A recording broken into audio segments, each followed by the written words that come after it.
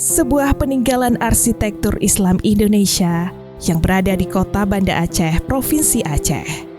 Masjid Baitur Rahman Kutaraja atau yang lebih dikenal dengan Masjid Raya Baitur Rahman merupakan simbol agama, budaya, semangat, kekuatan, perjuangan, dan nasionalisme rakyat Aceh.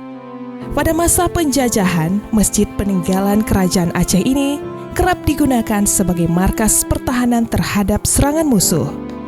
Sementara itu, saat gelombang tsunami setinggi 21 meter menghantam pesisir Banda Aceh pada 26 Desember 2004, masjid ini tetap berdiri kokoh.